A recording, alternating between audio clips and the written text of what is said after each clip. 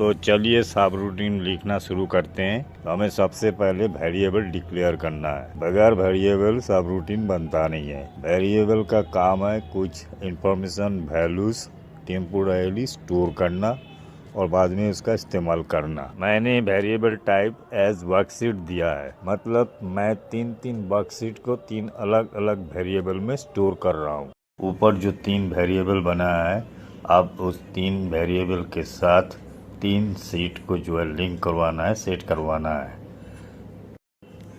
पहले set command लिखना है, फिर वेरिएबल नेम टाइप करना है, उसके बाद इक्वल साइन देकर this workbook dot sheets bracket में इनवॉइस जो पहला शीट हमने डिफाइन किया है। इस तरीके से तीनों शीट को तीनों वेरिएबल के साथ जोड़ दिया गया है। ऊपर एक लाइन लिखा है सेट वर्कशीट रेफरेंसेस, उससे पहले एक कॉमा लगा है।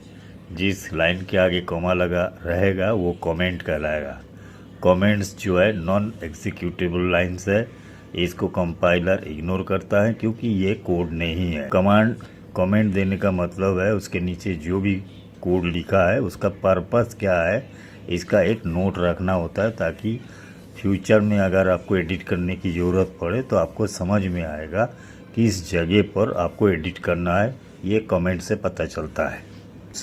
उसके नीचे लिखा है सेट और उसके बाद वेरिएबल दिया गया है WS इनवॉइस और उसके इक्वल साइन देने के बाद दिस वर्कबुक मतलब जिस एक्सेल फाइल में हम काम कर रहा है।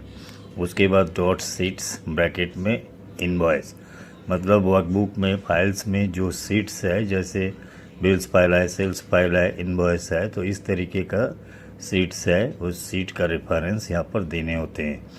बाकी दोनों वेरिएबल के साथ बिल्स फाइल और सेल्स फाइल इसी तरीके से सेट कर दिया गया है। ये एक सैम्पल प्रोसीडियर है। इस प्रोसीडियर का नाम रखा गया है सिंपल वर्कशीट एग्जाम्पल। ऊपर का जो कॉमा लगा हुआ लाइन है ये कमेंट्स है। कंपाइलर इस लाइन को इग्नोर करेगा क्योंकि ये कोड नहीं है। डिक्लेयर ए वर्कशीट वेरिएबल डिक्लेयर करने के लिए डीम मतलब डायमेंशन लिखना होता है। उसके बाद WS ये वेरिएबल का नेम है। WS का मतलब समझ लीजिए वर्कशीट वेरिएबल है और एज वर्कशीट ये है वर्कशीट टाइप। अब उस वेरिएबल के साथ स्पेसिफिक वर्कशीट को असाइन किया जा रहा है।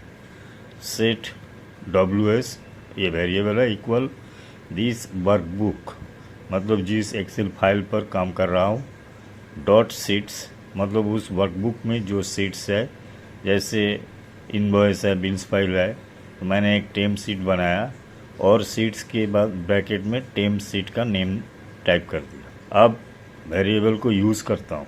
WS डॉट रेंज मतलब शीट में जो कॉलम और रो रेफरेंस और रेंज के माध्यम से दिया जाता है। WS का मतलब हुआ टेम शीट डॉट रेंज ब्रैकेट में सेल रेफरेंस देना होता है, कॉलम में रो नंबर 1 डॉट वैल्यू मतलब उस सेल में कौन सा वैल्यू हम टाइप करने जा रहा है, equal hello Gautam. Column A रो 1 पर टाइप हो जाएगा ऑटोमेटिकली। उसके बाद है WS range column A row 2 dot value. अब उसके बाद इक्वल साइन के बाद जो भी लिखा है वो A2 रो में सेव हो जाएगा। उसके बाद आप विजुअल एडिटर के ऊपर देखिए एक प्ले बटन है, उस प्ले बटन में क्लिक कीजिए और फिर शीट को खोल के देखिए, उसमें ये टाइप हो चुका है। देखिए दोनों कॉलम में वो वैल्यू इनपुट हो गया। तो यही है वर्कशीट फंक्शन। आपके सुविधा के लिए मैंने एक हेल्प फाइल बनाया है, आप इस हेल्प फाइल को ज़रूर डाउनलोड कर लीजिए और साथ ही साथ एक्सेल शीट को भी डाउनलोड कीजिए ताकि आपको प्रैक्टिस करने के लिए फ़ायदा मिले।